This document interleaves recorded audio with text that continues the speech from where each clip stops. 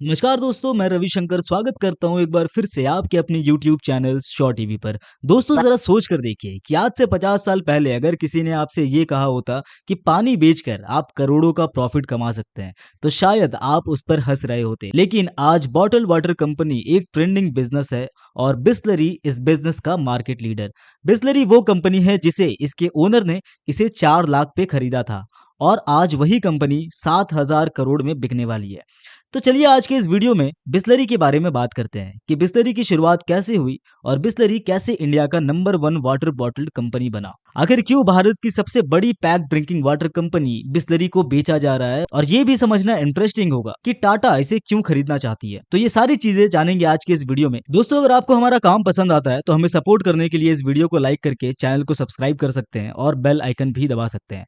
पूरे भारत में शायद ही कोई ऐसा इंसान होगा जो बिस्लरी को नहीं जानता होगा, क्योंकि जब हम कहीं ट्रैवलिंग पर निकलते हैं और पानी ले जाना भूल जाते हैं तो हम पैक्ड वाटर बॉटल खरीदते हैं, और जब बात आती है पैक्ड ड्रिंकिंग वाटर की तो हमारे मुंह से बस एक ही लाइन निकलती है, भैया बिस्लरी है क्या। बिस्लरी अब एक ऐसा ब्रांड बन चुका है कि हम पानी का मतलब ही बिस्लरी को समझते हैं। अब चलिए जरा इस पॉपुलर ब्रांड के आने के पीछे की कहानी को समझते हैं। हमें ये लगता है कि बिस्लरी इंडिया की कंपनी है, लेकिन रियलिटी इससे काफी अलग है। बिस्लरी इंडिया में नहीं बल्कि इटली में ओरिजिनेट हुई थी। इसको इन्वेंट इटली के एक बिजनेसमैन फेलिस बिस्लरी ने किया था। बिस्लरी को जब बनाया गया था तब वो मलेरिया की दवाई के रूप में लाया गया था, क्योंकि उस समय वहां पर साफ पानी पीने की सुविधाएं नहीं होती थी।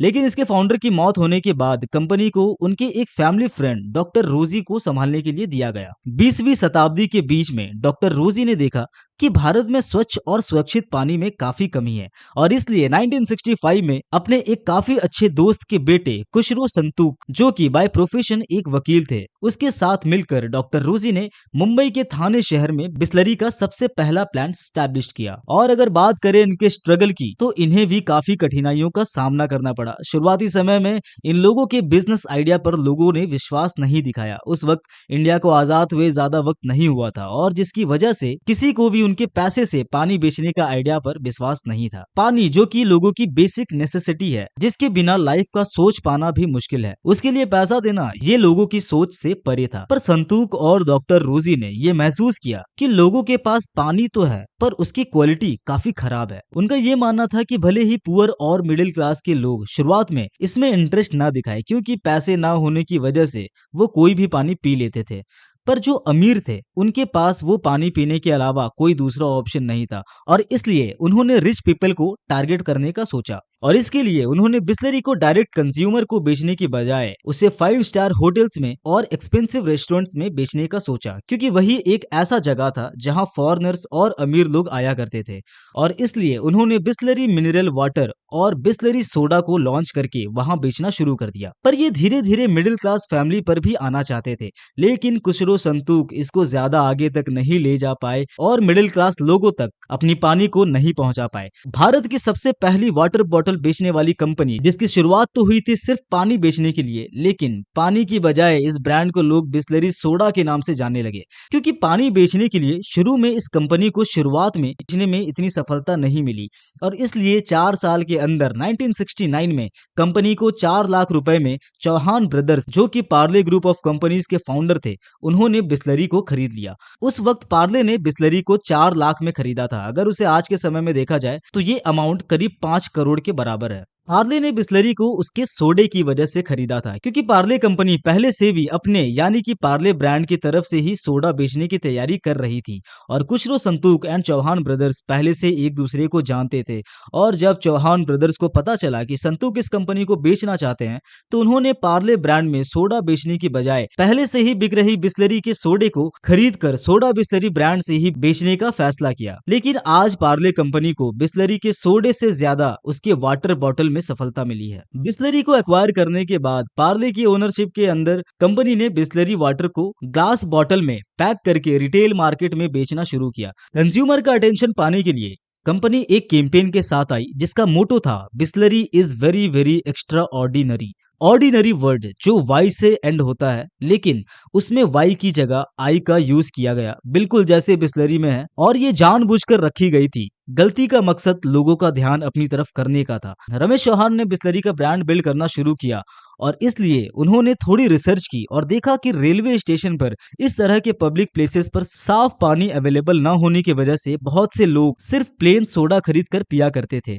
जिससे कंपनी को ये लगा कि अगर इन लोगों की सादा पानी की जरूरत को पूरा करने के लिए अगर बिस्लरी वाटर को प्रमोट किया जाए तो जरूर पानी की भी अच्छी मार्केटिंग बन सकती है। और इसलिए पार्ले कंपनी ने बिस्लरी वाटर बॉटल को भी सस्ते में मिडिल क्लास लोगों को भी बेचना शुरू कर दिया और इन्हें ऐसा करने में थोड़ी आसानी भी हुई, क्योंकि पार्ले कंपनी के सॉफ्ट ड्रिंक्स जैसे कि Fanta, Thums Up, Limca etcetera etcetera पहले से ही मार्केट में थी और इसलिए उनका मार्केटिंग एंड डिस्ट्रीब्यूशन नेटवर्क काफी स्ट्रॉन्ग था और अपना खुद का ब्रांड बिल्ड करना उनके लिए काफी टफ काम भी था, क्योंकि किसी बड़े सॉफ्ट ड्रिंक को हर कोई कॉपी नहीं कर सकता, लेकिन पानी की बोतल को कॉपी करना किसी के लिए भी आसान काम है। और इसका उदाहरण हमें साफ दिखाई देता है कि आज भी बिस्लरी के डुप्लीकेट्स जैसे कि बिस्लरी 500 जैसे बिस्लरी के डुप्लीकेट्स मार्केट में आ गए हैं।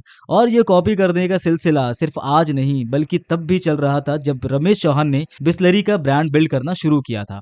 उस वक्त जितने भी पैक्ड वाटर बॉटल आते थे वो सारे ब्लू लेवल में आते थे और सारे लगभग एक दूसरे के जैसे ही दिखते थे और इसलिए ओरिजिनल और कॉपी में एक नजर में डिफरेंशिएट कर पाना मुश्किल था, जिसकी वजह से बिस्लरी का मार्केट शेयर भी कम होने लगा। पर इससे ऊपर आने के लिए उन्होंने काफी इंफॉर्मेशनल कैंपेन्स एंड एड्स चलाए, जैसे कि हर पानी की बोतल बिस्लरी नहीं होती और समझदार हमेशा बिस्लरी पीते हैं, जिससे लोगों के बीच अवेयरनेस फैली। 2006 में बिस्लरी ने अपने पैकिंग कवर में भी बदलाव किया। उन्होंने अपनी पैकेजिंग ब्लू लेवल बॉटल से ग्रीन लेवल बॉटल पे शिफ्ट कर दिया और ऐसा इसलिए किया गया था ताकि बिस्लरी की बॉटल बाकियों से अलग दिख पाए, क्योंकि उस वक्त जितने भी बॉटल आते थे वो सारे ब्लू लेवल में ही आते थे और ये बिस्लरी की काफी जीनियस स्ट्रेटजी थी। सिर्फ लेवल ही नहीं, बिस्लरी ने अपने वाटर बॉटल को अलग अलग साइज में भी लॉन्च किया, जैसे कि 1991 में 20 लीटर का कैन इंट्रोड्यूस किया फॉर हाउस होल्डिंग पर्पस। साल 2000 में 1.2 लीटर की बॉटल ट्रैवलिंग के लिए लॉन्च किया, जिसका नाम रखा गया बड़ा बिस्लरी। और साल 2009 में बिस्लरी की 250 ml एंड 500 ml की बॉटल भी लाई गई ताकि इसकी कॉपी ना हो पाए और हर किसी की नीड एंड डिमांड को फुलफिल कर पाए। अब अगर बात करें इसकी रेवेन्यू की,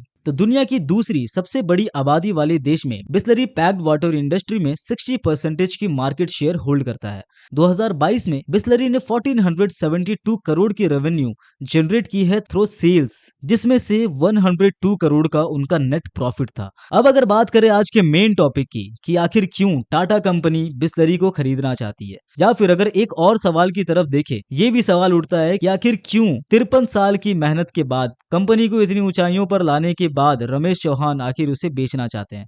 तो असल में इसके पीछे का कारण यह है कि बिस्लरी के चेयरमैन 82 साल के रमेश चौहान ने कहा है कि उनके पास कंपनी को आगे बढ़ाने के लिए कोई उत्तराधिकारी नहीं है। उनकी बेटी जयंती चौहान कारोबार में खास दिलचस्पी नहीं रखती। इसके बाद उन्होंने कंपनी को बेचने के बारे में सोचा। टाटा कंज्यूमर प्रोडक्ट्स और बिस्लरी के बीच एक डील होने जा रही है, जिसके अकॉर्डिंग बिस्लरी को टाटा कंपनी 7,000 करोड़ रुपए में खरीदेगी। टाटा कंज्यूमर प्रोडक्ट लिमिटेड और बिस्लरी के बीच हुई इस डील के मुताबिक बिस्लरी के मौजूदा मैनेजमेंट 2 सालों तक काम करती रहेगी। टाटा के हाथों में बिस्लरी की जिम्मेदारी सौंपने का फैसला करते हुए रमेश चौहान ने कहा है कि कंपनी को बेचने का फैसला बहुत कष्टकारी है, लेकिन मैं जानता हूं कि टाटा उनकी कंपनी का अच्छे से ख्याल रखेगी। मुझे टाटा का वर्क कल्चर पसंद है। इकोनॉमिक्स टाइम्स के साथ इंटरव्यू के दौरान रमेश चौहान ने कहा है कि कंपनी को बेचने के बाद उन पैसों का मैं क्या करूंगा, उनके बारे में मैंने अब तक नहीं सोचा है।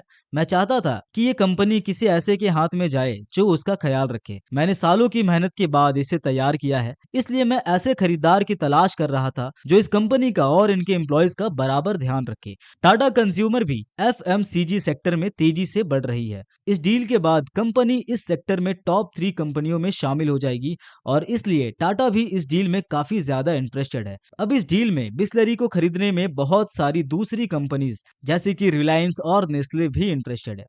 तो दोस्तों आपको क्या लगता है, क्या टाटा और बिस्लरी के बीच ये डील हो पाएगी या फिर ये किसी और कंपनी को बेची जाएगी?